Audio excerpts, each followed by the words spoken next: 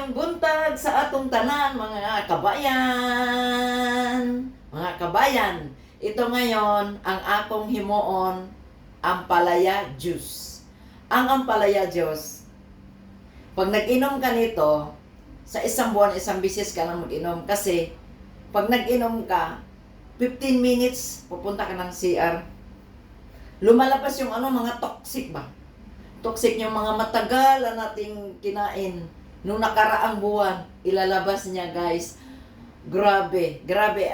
Ang experience ko nito, ang sarap sa pakiramdam pag nag-inom ka nito. Hindi lang juicer. Kung mayroon kayong blender, okay, i-blendin nyo tapos isala. Ang importante yung juice niya. Okay, guys? Maghihimo na ko, guys.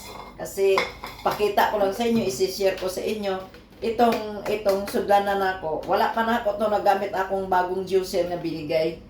Ito lang muna ang luma, guys. Okay, guys? Yan.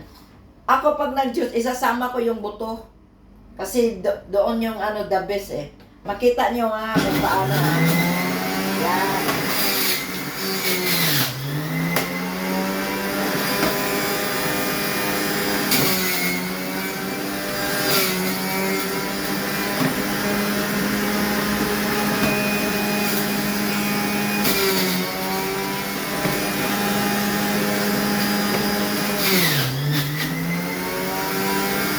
Tulo na siya, oh.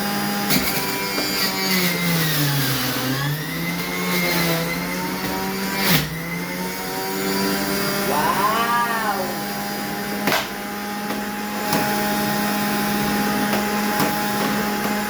Sobra. Atong gitelong para mo tulo kayo sa tanan. Yan, oh. Sayang eh, sayang.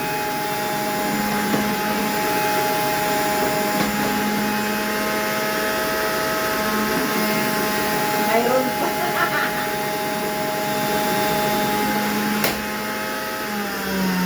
Ayan na, guys. Magtagay na ta sa ampalaya juice, guys. Magtiis lang mo, guys, sa akin. Ano, pait-bait na siya. Pero, kung gusto, okay. Pero kung ayaw, ayaw. Pero ako kasi, nasanay na ako. Every month ako mag-inom nito. Oh, parang ice cream. Avocado ice cream, guys. Oh. Yan, guys, ha. Yan, tagay na ta.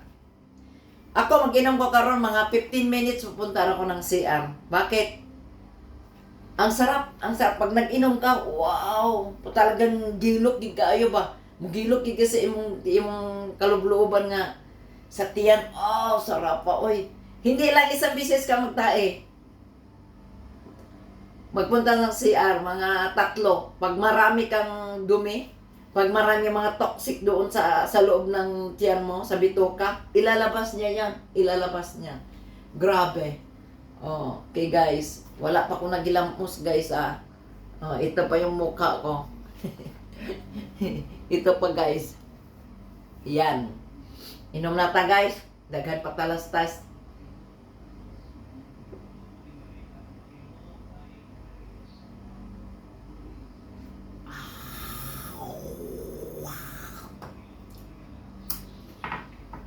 Pag inom nito, tiis ka lang yun. Ayaw paghinga. Kay, maamoy mo nimo itong lanto.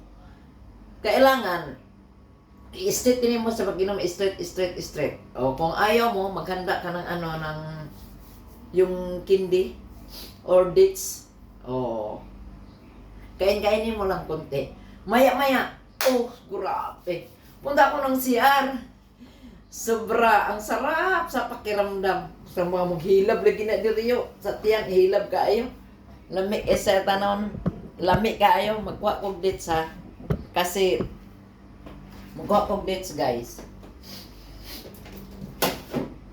Yung dates ko kasi, 1 kilo. Yan, ang dates. Oh. Tamar. Oh, konti lang. Sarap. O, mawala ng pait. Wala na.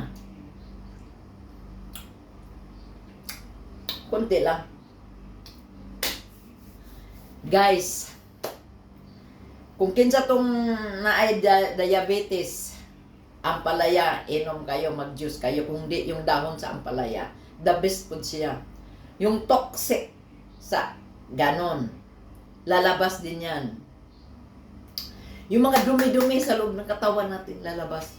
At saka yung ampalaya, vitamin C din yan siya eh. Yun na nga, sa isang buwan, isang beses lang gagawa, mag-inom ng ampalaya juice. Okay guys. Ang akong naong ay gwapa ko kaayo pag nagising. Buyag. Aywa. Kailangan ginato na i-massage kay say sinta na ang kulubot. Mugawas. Mapugan man nato ang atong kulubot pero ang atong edad dili na. Mudagan. Number naman na siya ang atong edad. Kaso lang, kailangan natin alalay din ta mag-massage sa atong naong. Hindi natin pabayaan ang atong sarili. Di ba guys? God bless us all. I love you all. 3 times a day. Ampalaya. Bow. Wah! Yay! Nakainom na ako ng isang baso. Maya-maya punta na ako ng CR. God bless everyone.